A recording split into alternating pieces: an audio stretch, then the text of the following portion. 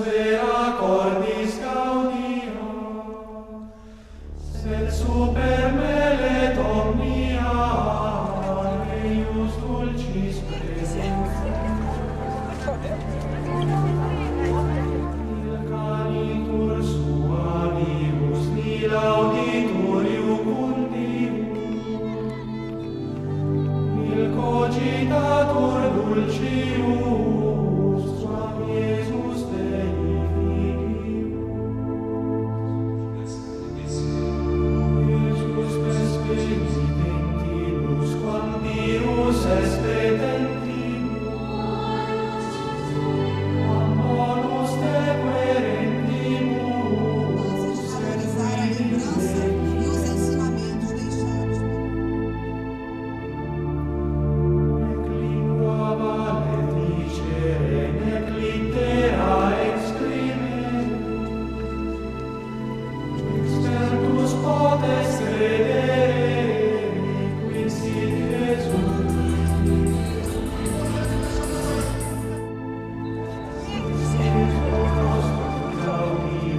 Qui est futurus premium, sit nostra inte gloria, perpunta semper seculum.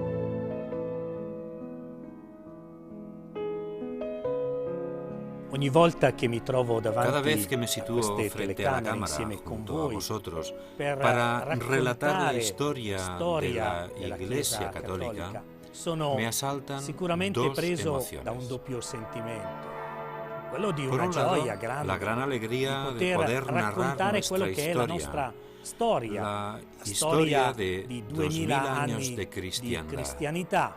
Ma dall'altra Y por parte otro lado, trovo lo anche difícil que la resulta difficoltà eliminar a de la eliminare narración dal racconto a algunos alcuni personaggi personajes que sicuramente ciertamente sono también son anche importantes en significativi esta historia. all'interno di questa storia. Raccontare Narrar 2000 años anni de di historia in en breve tiempo ha il tiene limite un límite di y dover hace fare que sea una sintesi. necesario Sarebbe sintetizar. stato anche bello Habría sido raccontare perfecto poder in contar maniera detalladamente più ampia el enfrentamiento entre il grande Thomas Becket, scontro arzobispo fra de Canterbury, Tommaso Becket, y su rey arcivescovo di Enrique I. Canterbury, e il suo re, su una Ejemplo questione de un che abbiamo già problema visto que hemos tante visto muchas volte, veces, ribadire afirmar la libertad di de acción azione de la Iglesia, della Chiesa, il la rapporto relación entre la fra Iglesia la y su Chiesa, obispo, il suo vescovo, entre el fra obispo il suo vescovo y el Papa. e il Papa. E Tommaso Thomas Becket es un è ejemplo. uno di questi esempi. Tras su enfrentamiento con el rey, Tomás Becket deja Inglaterra y se dirige a Francia. Allí va a buscarle a Enrique II, que le promete respetar su libertad de pensamiento. Pero en 1170, Tomás Becket es asesinado en su catedral, junto al altar de San Benito. Ma il Sin sacrificio embargo, di Tommaso el sacrificio de non è Tomás inutile. no será Il inútil. Papa El Papa Alessandro Alejandro III lo proclamará mártir y santo. E per inciso, Este Alessandro Papa III es el que se è enfrenta il Papa al emperador del Federico momento Barbarroja, di scontro con que l'imperatore será derrotado por Federico la Liga Lombarda Barbarossa, el che verrà 29 de sconfitto mayo dalla Liga de Lombarda il 1176. 29 di maggio del 1176.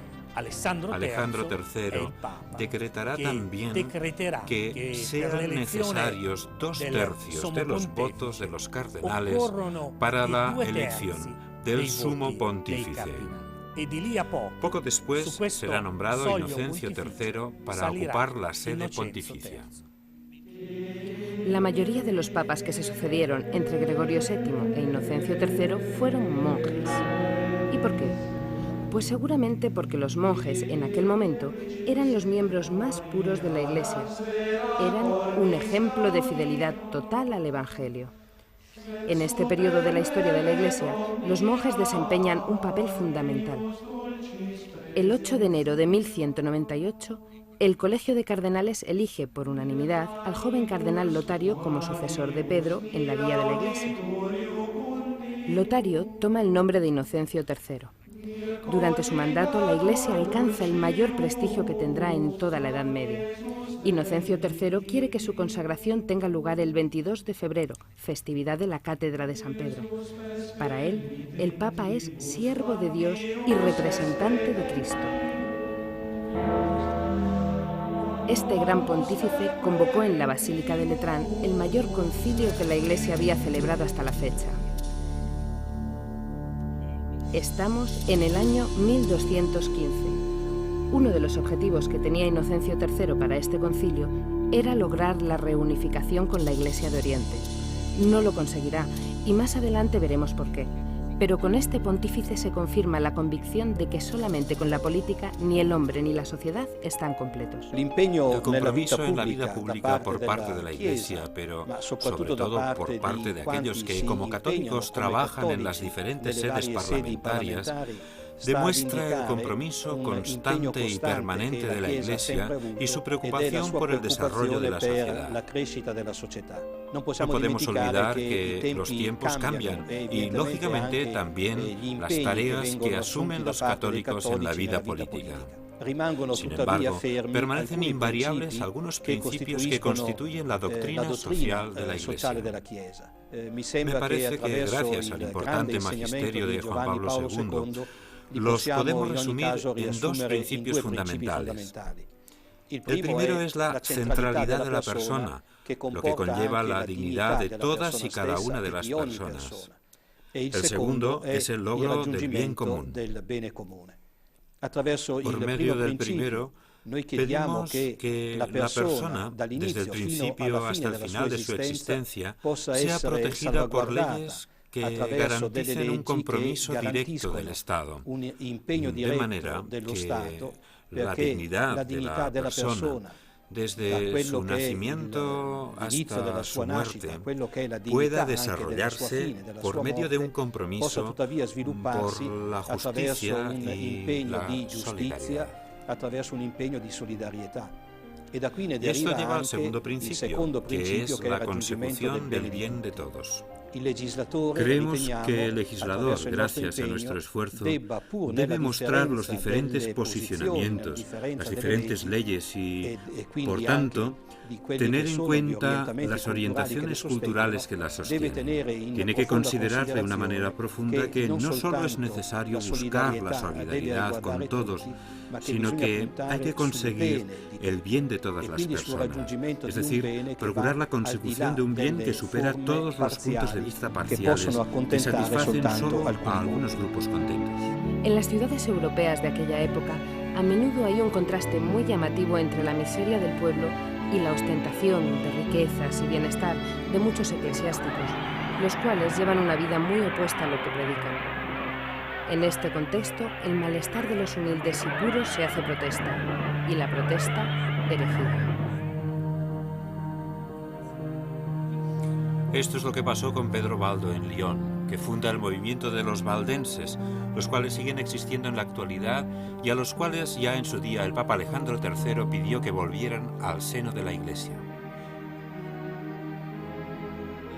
También en Francia, en el sur, nace el mayor y más grande movimiento herético, los cátaros. Pero para comprender mejor lo que está sucediendo y cómo afronta la Iglesia el problema de las herejías, hemos de retroceder un poco.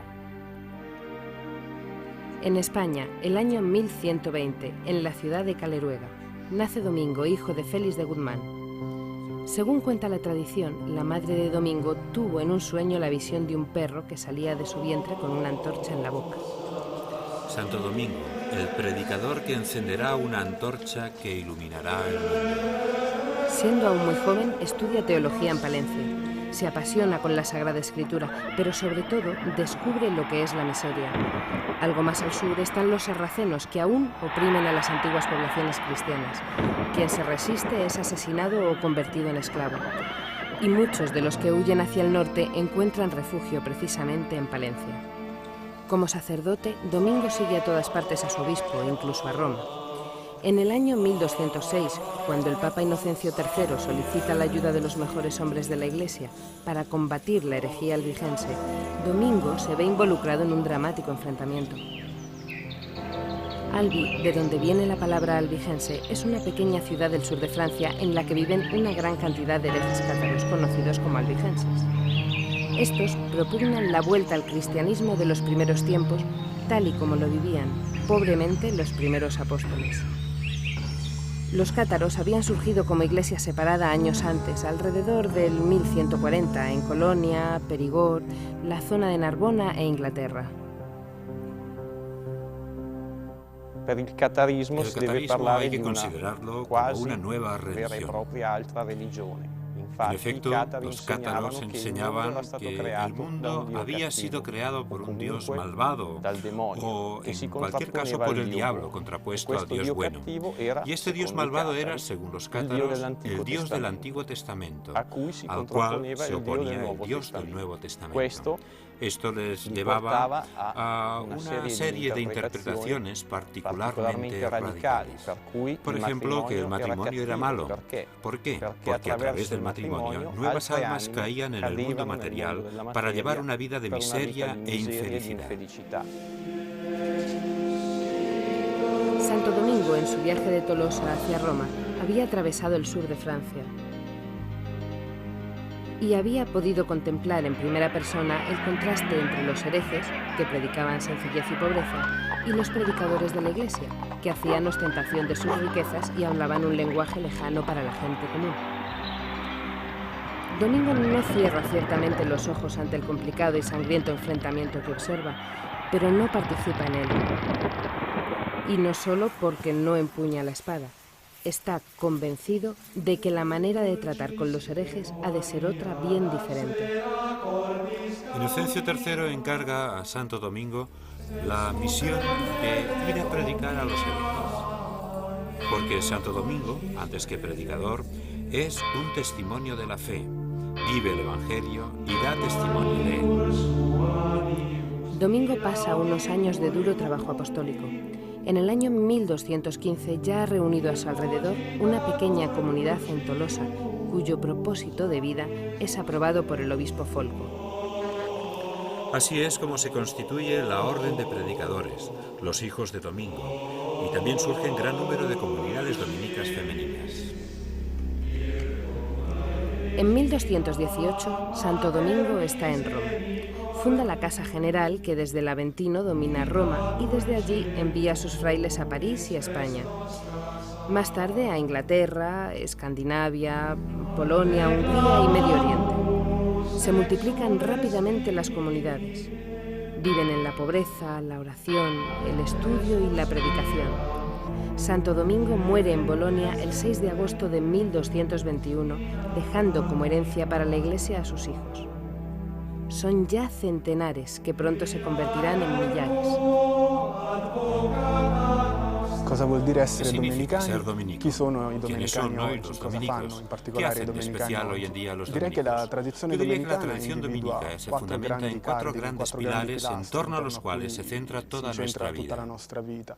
En primer lugar, la vida comune. comunitaria. I domenicani Los sono dei dominicos son religiosi religiosos que profesan los professano i votos voti de obediencia, pobreza y castidad y viven una vida fraterna. Sono Son religiosos que celebran la liturgia en común, por lo tanto, están unidos de manera especial por medio de la celebración eucarística y la comunión de la fe. Della condivisione della fede in modo particolare. Después está el pilar del estudio, porque Domingo, de manera innovadora respecto a lo que se practicaba en su época, sobre todo en el hábito monástico, quiso que sus frailes se dedicaran especialmente al estudio antes que al trabajo manual, de manera que pudieran profundizar en el significado pleno de la palabra de Dios. Y está también el pilar de la predicación, tanto es así que la Orden de los Dominicos se llama de manera oficial Orden de Predicadores, ya que se dedicó desde el principio a la misión de evangelizar, de anunciar la palabra de Dios. No muy lejos de Roma, en Asís, nace en el año 1181 otro gran santo. Igual que Domingo, influirá poderosamente en la historia de la Iglesia hasta nuestros días. Se trata de San Francisco y nace en la misma época en que Santo Domingo funda su orden de predicadores. Francisco nace en el seno de una rica familia de mercaderes. Muy pronto descubre que la mayoría de la población está formada por pobres y que, alrededor de los muros de las ciudades, viven multitud de pordioseros. Decide cambiar de vida. Se refugia en las ruinas de la antigua iglesia de San Damián, en la cual le habla el crucifijo que allí existe. Reconstruye mi iglesia, le dice Jesús. Y para poder obedecer mejor a Jesús en una sociedad en la que la vestimenta es uno de los principales signos de relevancia social, Francisco se desnuda. Es más, se desnuda ante su padre, el cual le echa de la casa familiar. Y se hace hermano de los leprosos y mendigos, con quienes comienza a convivir, e invita a todos los que se encuentra, hombres, mujeres, autoridades, sacerdotes, religiosos y obispos, a convertir sus corazones a Cristo. Yo también he encontrado a Francisco y he convertido mi corazón a Cristo, al igual que miles y miles de hombres y mujeres que han encontrado y siguen encontrando a Francisco. En la primera regla, aprobada todavía verbalmente por el Papa Inocencio III, Francisco prescribe a sus frailes que no han de poseer nada, solamente un cesto, un par de sandalias y una cuerda para sujetar la túnica por la cintura. Sí, nosotros los franciscanos creemos que el proyecto de vida de Francisco es muy actual, porque propugna la adhesión a unos valores, a unos ideales, por parte de hombres profundamente libres, pobres. Es decir, un espacio abierto a la intervención de la acción del Espíritu Santo, pero también de los hermanos y de la historia, para anunciar el Evangelio. Francisco se basa en el Evangelio de Juan para proponer que, antes que nada, sea evangelizante la vida de los frailes y después intervenga la palabra.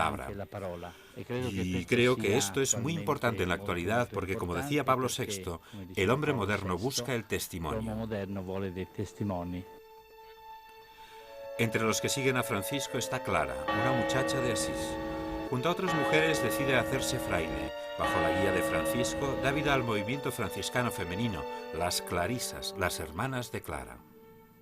Es difícil separar los nombres de Francisco y Clara, dos fenómenos, dos leyendas de santidad. Para nosotras, en la actualidad, custodiar con la fe de los pobres la inspiración evangélica de Clara es un don. No es fácil explicarlo con palabras. Nuestra vida cotidiana es sencilla. En ella se entremezclan la oración, el trabajo, el estudio, la vida de soledad y la vida fraterna en comunidad. Y en ella se van empapando los corazones de cada una con los consejos evangélicos, la penitencia, el silencio y la pobreza, convirtiéndolos al Evangelio. Nuestra vida es una vigilia con Jesús. Es una presencia de amor y oración que se transforma en adoración e intercesión por cada hermano y por el mundo.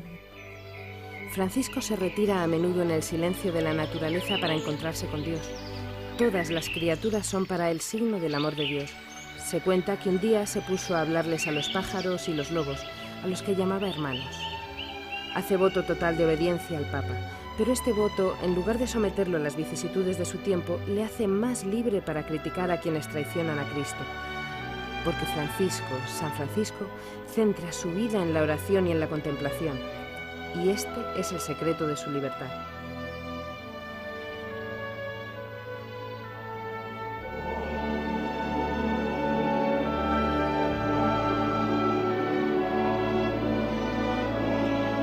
Domenico e Francesco in questo sono sicuramente uguali. Hanno scelto una vita di pobrezza e fraternità.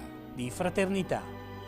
Questi due uomini, Francesco e Domenico, sono il simbolo di una chiesa che fatta da uomini ne vive tutte le miserie e testimonia l'amore assoluto. Francesco non è un moralista. Francesco è un uomo libero che vuole raggiungere il bene, il dialogo con tutti, ma riconoscendo Dio come il bene, il sommo bene, el único bene. Los hermanos de Francisco van de dos en dos, donde él los envía a pedir limosna y anunciar el Evangelio.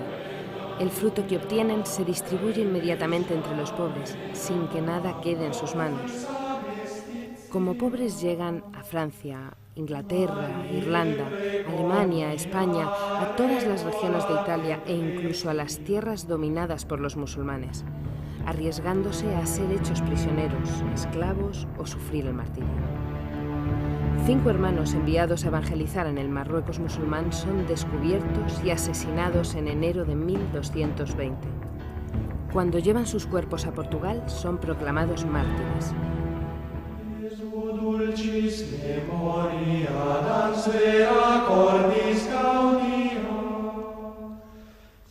Ante sus féretros, un joven teólogo de nombre Fernando, canónigo de la catedral, descubre su vocación franciscana y se hace hermano con el nombre de Antonio.